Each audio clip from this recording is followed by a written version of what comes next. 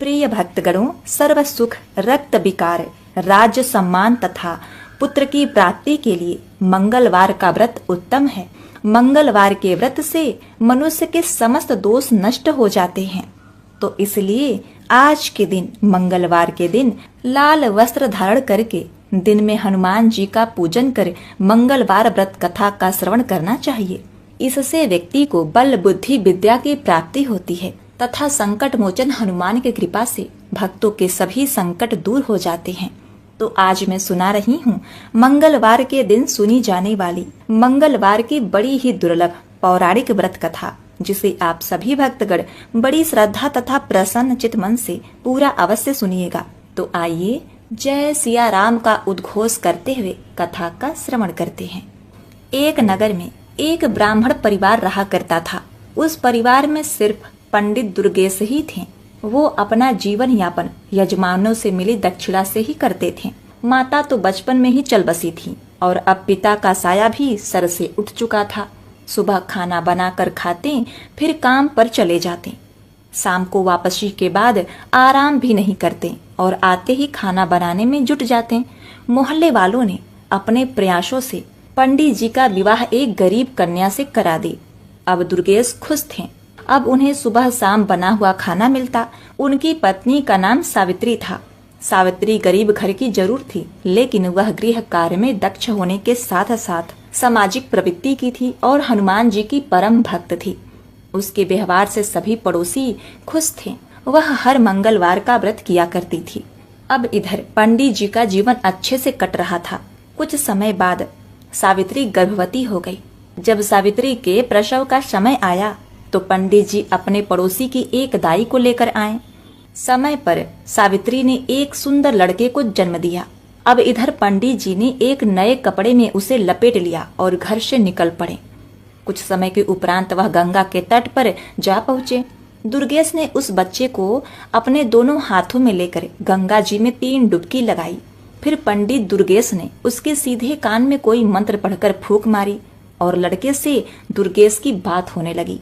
पंडित जी ने उस बच्चे से पूछा, बताओ आप मेरे कर्जदार हो या मैं आपका कर्जदार हूँ, और मैं कितना का कर्जदार हूँ? बच्चे ने कहा, मेरे 50 रुपए आपके ऊपर है, आपने दिए नहीं थे। आपके बच्चों ने भी आपका कर्ज नहीं चुकाया था। इतना सुनकर पंडित दुर्गेश ने उसे 50 रुपए दिए और बोला, आपका और मेरा हिसाब चुकता हुआ। तब बच्चे ने कहा, हाँ, हिसाब पूरा हुआ। यह बात सुनकर दुर्गेश ने कोई मंत्र पढ़ा और उसके उल्टे कान में फूंक मारी और उसे गंगा जी में प्रवाहित करके अपने घर चले आए। उसने अपने पत्नी सावित्री को यह कहकर समझा दिया था कि उसका मेरे ऊपर कर्ज था, मैंने उसे चुकता करके उसे वापस भेज दिया। मैं अगर ऐसा नहीं करता तो वह पता नहीं कब हमारे यहाँ से जाता। उस समय हमें बहुत दुख होता। अब सावित्री अपने पति दुर्गेश की बातों से पूर्णतः संतुष्ट थी। जब सावित्री दोबारा से गर्भवती हुई और समय पर एक सुंदर से पुत्र को जन्म दिया तो दुर्गेश ने उसके साथ भी वही करना शुरू कर दिया। वह बच्चे को एक सफेद कपड़े में लेकर गंगा के घाट पर चल पड़ा। वहां पहुंचकर गंगा में घुस गया और बच्चे को गंगा जल में 3 डुबकी लगाई। उसके सीधे कान में मंत्र पढ़कर फूंक मारी और बच्चे से बात की और पूछा, हाँ भाई, गंगा मैया के अंदर हैं हम, और तुम मुझे बताओ कि मैं तुम्हारा कर्जदार हूँ या तुम मेरे कर्जदार हो, और कितने हो? तो बच्चे ने कहा, आपका मेरे ऊपर 100 रुपए का कर्ज बकाया है। अब दुर्गेश ने उससे कहा, देखो भाई, हम गंगा जी में खड़े हैं और वचन देते हैं कि हम आपको अपने कर्ज से मुक्त करते हैं। मेरा और आपका सब हिसाब बराबर। उसने कहा, ठीक है, जब आप वचन दे रहे हैं तो ठीक है। इतना कहकर दुर्गेश ने उसके उल्टे कान में फूंक मारी और बच्चे को पूर्ण अवस्था में उसको गंगा जी में प्रवाहित कर दिया। यह सब करके वह वापस अपने घर पहुंचा और पत्नी सावित्री से बोला, मुझे खाली हाथ देखकर बच्चे के बारे में जानने की आपकी इच्छा होगी तो सुनो। उस पर हमारे 100 रुपए का कर्ज था, तो हमने उसे गंगा पर वचन दे दिया और उसे ऋण मुक्त कर दिया। हम नहीं चाहते थे कि आगे चलकर वह हमें तड़पा कर जाए। अब सावित्री ने पूछा, ऐसा कैसे? पंडित जी कहने लगे, जब से तुम मेरे घर में आई हो तुमने देखा कि पंडिताई करके जो भी कुछ मिलता है उससे बचत नाम मात्र ही होती है, पर होती तो है। सो वह हमारे 100 रुपए जल्दी ही चुकता कर हमें रुलाकर चला जाता। हम आजीवन उसी दुख में जीते रहते। जब हमने उसे ऋण चुकाकर उसे भेज दिया और अभी मोह भी नहीं था तो दुख कैसा। पंडित जी की बात सुनकर सावित्री चुप हो गई। उसके पास उस समय कोई और विकल्प नहीं था। फिर भी सावित्री को दुख बहुत था। वह अपनी व्यथा किसी से नहीं कह सकती थी, लेकिन अंदर ही अंदर टूट जरूर रही थी। अब वह पहले जैसी हंसमुख नहीं रही। उसका कमल सा चेहरा मुरझाने लगा था। एक दिन एक बुढ़िया ने, जो उसकी पड़ोसन थी, उसे कारण जानना चाहा। सावित्री उस बुढ़िया को बहुत मानती थी, इसलिए वह उसके आग्रह को ठुकरा न सकी और अपनी आप बीती उसे बताई। बुढ़िया कहने लगी, देखो सावित्री, हमारा राजा बहुत दयालु है और वह सभी की सुनता है। कल तुम मेरे साथ चलना और राजा को सब बताना। सावित्री ने उससे कहा, ठीक है माँ जी। अगले दिन जैसे ही दुर्गेश अपने काम पर गए तो पड़ोसन बुढ़िया आ गई और उसे बोली, चलो चलो सावित्री। अब सावित्री तो तैयार बैठी थी। वह राजा के पास दरबार में गई और वहां पहुंचने के बाद राजा ने उसकी सारी बातें ध्यान से सुनी। बातें सुनकर राजा ने उस बुढ़िया से कहा, अब यह जिम्मेदारी तुम्हारी है कि आगे जब इसके बच्चा होने को हो तब तुम मुझे सूचना देना। और सावित्री से कहा, तुम भी भूल मत जाना, इस बुढ़िया को याद से मेरे पास भिजवा देना। इसी आशा में दोनों अपने घर आ गईं। सावित्री और पड़ोसन बुढ़िया राजा से आश्वासन मिलने के बाद निश्चिंत हो गए थे। बुढ़िया तो पूरी तरह आश्वस्त थी, लेकिन सावित्री अपने दोनों संतानों के बारे में सोचकर ही सिहर जाती, जिसका मुंह भी उसने अच्छी तरह से नहीं देखा था। पर पंडित दुर्गेश को तो कोई दुख ही नहीं था। वह जो कर रहा था अपने भविष्य को ही सोचकर कर रहा था। दुर्गेश ने अपने असीम प्रेम और स्नेह से सावित्री को महान दुख से उबार लिया था। अब दोनों में परस्पर प्रेम की धारा बहने लगी और सावित्री फिर से हनुमान जी की पूजा अर्चना करने लगी। इसी का प्रताप यह हुआ कि सावित्री ने तीसरी बार गर्भ धारण किया। सावित्री ने अपने पड़ोसन बुढ़िया के माध्यम से राजा को भी संदेशा भिजवा दिया। राजा ने उसको समझा दिया कि चिंता मत करना, जब प्रसव होने वाला हो मुझे सूचित कर देना, मैं सब कुछ अपने आप देख लूंगा। सावित्री खुश होने के साथ साथ पिछली यादों से परेशान थी। वह हर समय अपने तीसरी संतान की चिंता में डूबी रहती थी। समय समय पर उसकी पड़ोसन आकर उसे समझा जाती। इस तरह धीरे धीरे गर्भावस्था पूर्ण हुई और प्रसव समय भी आ गया। सावित्री ने दुर्गेश से कहा, आप पड़ोसन वाले बुढ़िया माँ को मेरे पास छोड़कर दाई को बुला लाओ। पंडित जी पड़ोसन की बुढ़िया को अपनी पत्नी के पास छोड़कर दाई को बुलाने चले गए। सावित्री ने बुढ़िया से कहा, माँ जी, आप राजा को खबर दे दो, इसलिए मैंने आपको पहले ही बुला दिया है। जब तक दाई आई तब तक राजा भी भेष बदलकर दुर्गेश के घर के पास पहुंचा और इधर उधर टहलने लगा। कुछ समय के पश्चात शिशु के रोने की आवाज आने लगी। तभी पंडित जी अंदर गए और एक साफ नए कपड़े में उसे लेकर घर से निकल गए। जब राजा ने दुर्गेश को बाहर निकलते देखा तो राजा भी उसके पीछे पीछे निश्चित दूरी बनाकर चलने लगा। कुछ समय के पश्चात दुर्गेश गंगा के तट पर पहुंचा। बच्चे को लेकर वह गंगा में घुस गया और कमर तक जल में जाकर रुक गया। अब दुर्गेश ने बच्चे को 3 डुबकी लगाई और उसके सीधे कान में कोई मंत्र फूंक मारा। अब बच्चा बात करने में सक्षम था। तब दुर्गेश ने उससे पूछा, बताओ, मेरा कर्ज आपके ऊपर है या आपका कर्ज मेरे ऊपर है, और कितना है? तो बच्चा कहने लगा, आपका मेरे ऊपर 50,000 रुपए का कर्ज है, जिसे मेरे बच्चों ने भी नहीं चुकता किया था। दुर्गेश ने अपनी तसल्ली के लिए पुनः बच्चे से पूछा, देख लो, हम गंगा में खड़े हैं, सच सच बताना, नहीं तो गंगा पाप लगेगा। यह सुनकर बच्चे ने कहा, मैं सच सच कह रहा हूँ, मेरे ऊपर आपके 50,000 रुपए कर्ज है। पंडित जी ने बच्चे के उल्टे कान में मंत्र फूका। बच्चा अपनी असली रूप में आकर रोने लगा। अब राजा दूर से यह सारा दृश्य देख रहा था। अब दुर्गेश ने बच्चे को गंगा में डुबकी लगाना शुरू कर दिया। राजा कुछ करता इससे पहले ही दुर्गेश 3 डुबकी पूरी करके बच्चे को कपड़े में लेकर जल से बाहर निकलकर किनारे पर आ गया। अब पंडित जी बच्चे को लेकर अपने घर की तरफ चल दिए। राजा के मन में अब यह जानने की उत्सुकता बढ़ती जा रही थी कि आखिर इसने पहले दोनों बच्चे गंगा में प्रवाहित क्यों किए। अतः राजा ने अपने असली रूप में आकर दुर्गेश को रोक लिया। दुर्गेश ने राजा को देखकर उसको सलामी दी तो राजा ने दुर्गेश से पूछा, यह बताओ तुम अपने दोनों बच्चों को गंगा में प्रवाहित क्यों करके आए। दुर्गेश कहने लगा, महाराज आप इस बात को अच्छी तरह से जानते हैं कि एक पंडित को पंडिताई में क्या मिलता है। किसी ने 1.25 आने दे दिया तो किसी ने थोड़ा बहुत अनाज दे दिया, कुल मिलाकर पेट पूजा हो जाती है। पैसे बचाना तो दूर की बात है। इसलिए मैंने अपनी विद्या से उन दोनों बच्चों से पूछ लिया कि उन पर मेरा कर्ज है या उसका मुझ पर। तो पहले बच्चे का मेरे ऊपर कर्ज था, दूसरे के ऊपर मेरा कुछ था, पर वह इतना था कि वे दोनों ही हमें छोड़कर चले जाते, हमारी तो कमर ही टूट जाती। इसलिए उन दोनों के हिसाब चुकता करके वही गंगा में प्रवाहित कर दिया। राजा ने कहा, फिर इसे क्यों बचाया। पंडित दुर्गेश कहने लगे, इस पर मेरा 50,000 रुपए हैं। उम्मीद है कि यह हमारा अंतिम संस्कार अपने हाथों से ही करेगा। राजा पंडित जी की बातें सुनकर आश्चर्यचकित हुआ। साथ ही यह जानकर तसल्ली भी हुई कि जैसे भी सही सावित्री को अपना बच्चा तो मिल गया। दुर्गेश बच्चे को लेकर घर पहुंचे। यह देखकर सावित्री मन ही मन राजा साहब को धन्यवाद करने लगी। दुर्गेश ने अपनी पत्नी से कहा, लो यह हमारा पूरा जीवन काट देगा और हमारा अंतिम संस्कार भी कर देगा।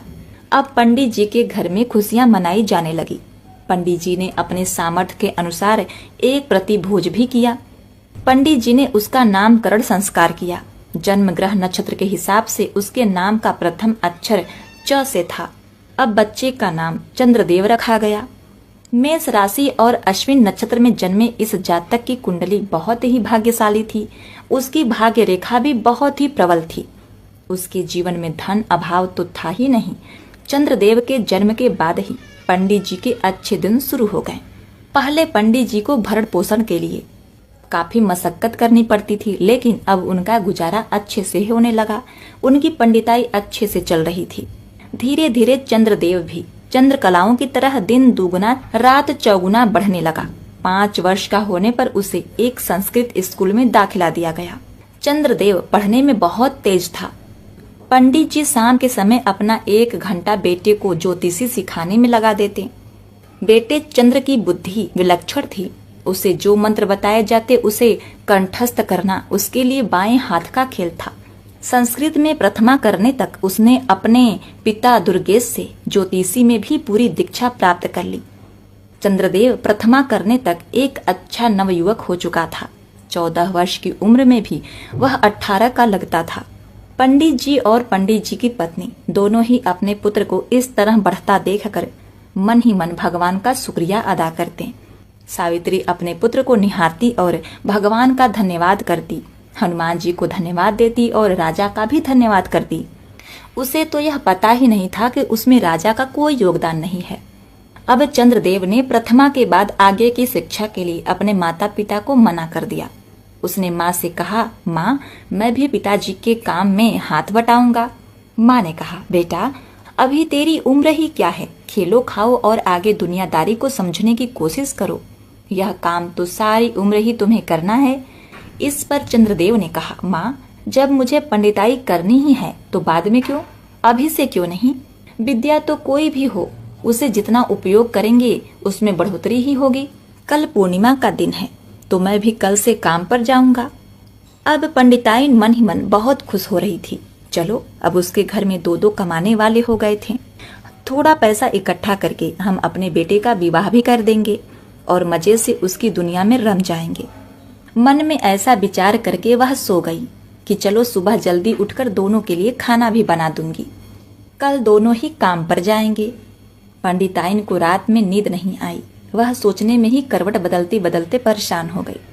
सुबह जल्द ही जगकर रसोई का काम निपटाकर स्नान ध्यान करके हनुमान जी की पूजा करने के बाद खाना बना दिया और अब निश्चिंत होकर चरपाई पर लेट गई। वह सारी रात सो नहीं पाई थी, अतः जिस निश्चिंता के साथ वह लेटी थी उसे जल्दी ही नींद आ गई। सुबह पंडित जी जब अपने समय पर उठे तो उन्होंने देखा श्रीमती जी सो रही हैं, तो किसी अनहोनी की चिंता में डूब गए और सबसे पहले उसे जगाकर पूछा, अरे ओ भाग्यवान, तबीयत तो ठीक है? कहते हुए उसके माथे को छूकर देखा। तब सावित्री ने उससे कह दिया, मेरी तबीयत बिल्कुल ठीक है, थोड़ा जल्दी उठ गई थी, सो काम धाम करके मैं लेट गई और नींद आ गई। आप अपने नित्य कर्म करो, खाना तैयार है। इतने में चंद्रदेव भी जाग गया और नित्य कर्म करने लगा। दोनों पिता पुत्र तैयार होकर आ गए। सावित्री ने दोनों के आसन लगाकर उसे खाना परोसा। दोनों ने खाना खाया और दोपहर का खाना साथ में लेकर अपने काम पर निकल गए। चंद्रदेव का पहला दिन था, तो उसे कोई भी यजमान ऐसा नहीं मिला जो उसकी सेवा में उसे ले सके। धीरे धीरे शाम होने को आई। चंद्रदेव उदास मन से घर के लिए रवाना हुआ।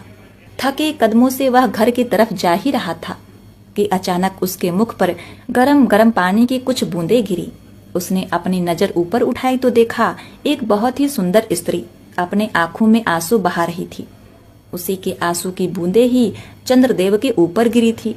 चंद्रदेव रुक गया और उससे पूछने लगा, बहन, आपको क्या दुख है? मुझे बताओ, हो सकता है मैं आपकी कोई मदद कर सकूं। ऊपर से उस स्त्री ने देखा एक नौजवान लड़का तिलक छापे, राम नाम के पीतांबर डाले नीचे खड़ा है। वह बहुत बड़ा पंडित लग रहा था। उसे देखकर ऐसा लग रहा था मानो अभी अभी काशी से आ रहा हो। उस स्त्री ने कहा, अरे तेरे जैसे कितने आए और ठग कर चले गए, मेरा तो विश्वास ही उठ गया है तुम्हारे जैसे ढोंगी पंडितों से। इतना सुनकर चंद्रदेव बहुत ही विचलित हुआ और मन में विचार किया कि मैं इस महिला से कुछ ना मिलने पर भी मैं इसकी परेशानी का कारण जानकर उसका समाधान अवश्य करूंगा। उधर से महिला ने कहा, मैं तुम्हें कोई पैसा या दक्षिणा देने वाली नहीं हूँ। चंद्रदेव ने कहा, माता जी नीचे तो आ जाओ, अपना हाथ दिखाओ और बताओ समस्या क्या है। वह स्त्री नीचे आई और कहने लगी, देखो मैं पहले से ही तुम्हें बता देती हूँ, मैं तुम्हें कोई दान दक्षिणा देने वाली नहीं हूँ। बाद में तुम दक्षिणा के नाम पर मुझे ठगना चाहो। चंद्रदेव ने कहा, बहन मैं कोई ढोंगी नहीं हूँ, इसी शहर का निवासी पंडित दुर्गेश जी का पुत्र हूँ। मेरा नाम चंद्रदेव है। मैं एक ज्योतिषी हूँ, इसी मोहल्ले में रहता हूँ। हाँ, दूसरी बात, मैं आपका रोना देखकर दुखी हुआ हूँ, इसीलिए पूछ लिया। अब आपकी मर्जी है, जानना चाहती हो या नहीं। वह स्त्री कहने लगी, ठीक है, तुम जो भी कहो, इतना समझ लो मैं तुम्हें पैसा देने वाली नहीं हूँ। चंद्रदेव कहने लगा, ठीक है, मैं पैसे मांग कब रहा हूँ। तो वो स्त्री बोली, अगर तुम्हारी बातें सही निकली तो मैं तुम्हारे घर पर ही दक्षिणा भिजवा दूंगी। चंद्रदेव कहने लगा, बताओ समस्या क्या है। उस स्त्री ने कहा, मेरे पति परदेश गए हैं, 4 वर्ष हो गए हैं, अभी तक वापस नहीं आए और ना ही कोई सुखद पत्र उन्होंने भेजा है। मैं केवल यह जानना चाहती हूँ कि वह ठीक तो हैं और कब तक वापस आएंगे। चंद्रदेव ने कहा, आपने 2 प्रश्न पूछे हैं, इन दोनों में से आप किसके बारे में पहले जानना चाहती हो। स्त्री बोली, दोनों प्रश्नों के बारे में जानना चाहती हूँ। चंद्रदेव कहने लगा, नहीं। उस स्त्री ने कहा, क्यों? तो उसने बताया, क्योंकि मैं मुफ्त में केवल एक ही बात बताऊंगा। अब तुम फैसला करो, कौन सी बात पूछना चाहती हो। स्त्री चुप हो गई और दिमाग का इस्तेमाल करने लगी। सोचने लगी कि कौन सा प्रश्न पहले पूछूं। आने पर दिख जाएंगे और दूसरा स्वस्थ होंगे तभी तो आएंगे। ऐसा विचार करके स्त्री ने कहा, आप केवल यह बता दीजिए कि मेरे पति कब तक आएंगे। चंद्रदेव ने अपना पत्रा निकाला और उसमें देखने लगा। अपनी उंगलियों पर गणना करने लगा। करीब आधा घंटे की गणना के बाद उसने कहा, सुनो, आपके पति आज रात्रि में ही आ जाएंगे। स्त्री बोली, क्या पागल हो गए हो? ढोंगी कहीं के, मुझे बेवकूफ समझाए है क्या? चंद्रदेव ने कहा, वो कैसे? स्त्री बोली, पैसों का लालच होगा।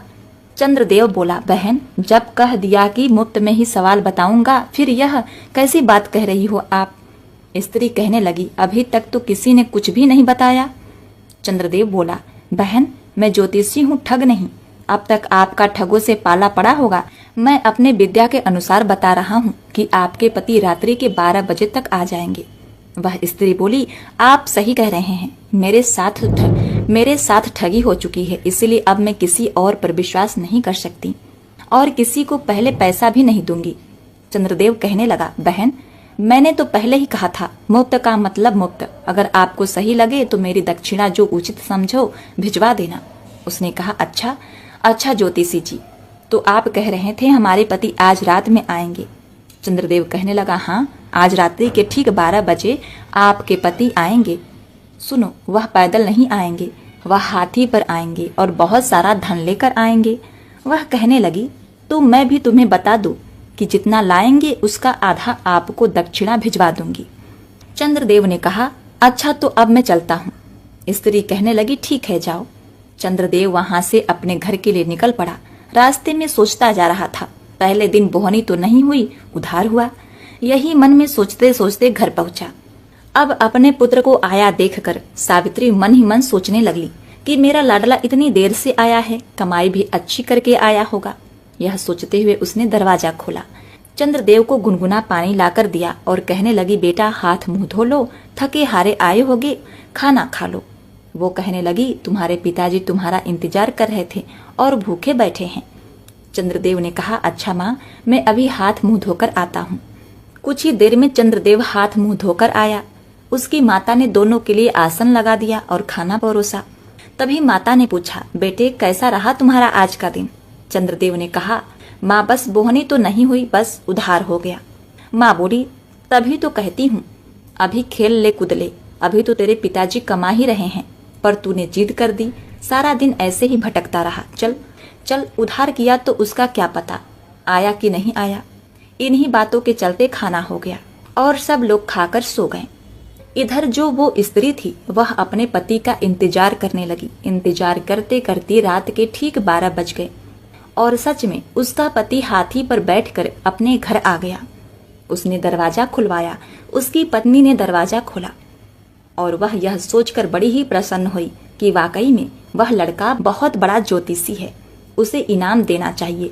इसलिए उसने अपने पति से कहा, जाओ सबसे पहले पंडित दुर्गेश के घर जाओ और उसे उसका इनाम दो।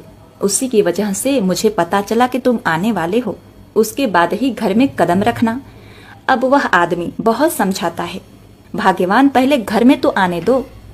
नहीं, पहले आप जब तक वह दक्षिणा देकर नहीं आएंगे घर में कदम मत रखिएगा।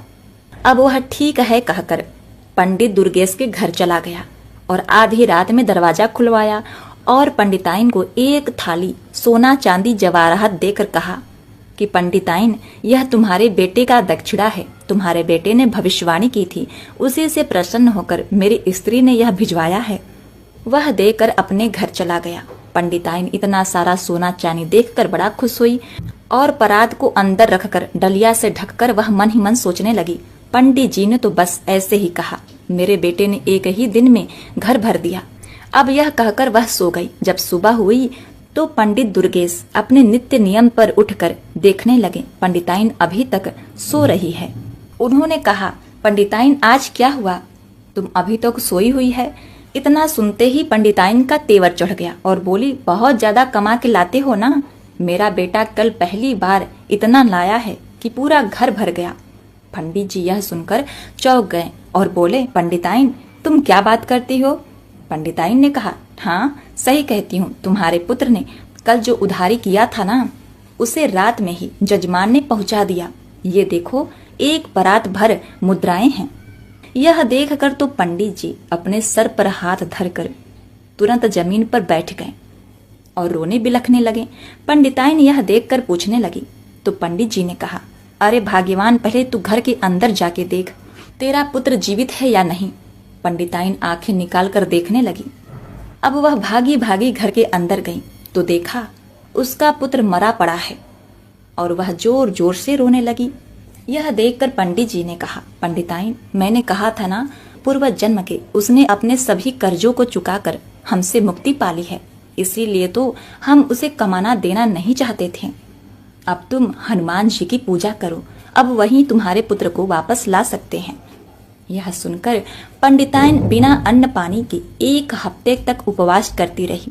जब हफ्ता पूरा हुआ तो वह मरणासन हो गई। यह देखकर हनुमान जी भी बड़ी प्रसन्न हुए और बोले, यदि मैंने इस ब्राह्मणी को दर्शन नहीं दिया तो सभी भक्तों का विश्वास मुझसे उठ जाएगा। यह सोचकर हनुमान जी महाराज पंडिताइन के घर उसके कुटिया में ही प्रकट हो गए और बोले, पंडिताइन, तुमने मंगलवार का व्रत करके मुझे बड़ा ही प्रसन्न किया। तुम लगातार हर मंगलवार को व्रत नियम से करती आई हो। मांगो, तुम्हें क्या चाहिए? पंडिताइन ने कहा, न मुझे सोना चाहिए, न अन्न, न धन, मुझे बस मेरा पुत्र चाहिए। हनुमान जी ने कहा, उसके भाग्य में जो लिखा था वही हुआ। पंडिताइन ने कहा, नहीं, पहले ही 2 पुत्र चले गए हैं। पंडित जी ने मुझे उन्हें आंख भर देखने भी नहीं दिया, इसलिए मैं चाहती हूँ आप इस पुत्र को मुझे वापस कर दें। प्रिय भक्तों, उस पंडिताइन के कठिन तपस्या से प्रसन्न होकर हनुमान जी ने तथास्तु कह दिया और कहा, पंडिताइन, जरा कमरे के अंदर जाकर तो देखो, तुम्हारा पुत्र तुम्हें बुला रहा है। पंडिताइन ने जैसे ही पुत्र के कमरे में कदम रखा, उसका पुत्र हंसता खेलता अपने मां के चरणों में गिर गया। और इस प्रकार पंडिताइन के मंगलवार के व्रत के प्रताप से उसका पुत्र उसे प्राप्त हुआ। तो प्रिय भक्तों, मंगलवार का व्रत अष्ट सिद्धियों 9 निधियों को देने वाला है। माता सीता ने हनुमान जी को यह आशीर्वाद दिया है कि मंगलवार के दिन जो उनकी पूजा करेगा एवं व्रत कथाओं को श्रवण करेगा तो वह धन, पुत्र, आरोग्य सभी प्रकार के सुखों से परिपूर्ण होगा। वह हर प्रकार के संकटों से मुक्त रहेगा। तो बोलिए, बजरंगबली महाराज की जय। जय सिया राम, जय जय सिया राम। ओम नमः शिवाय।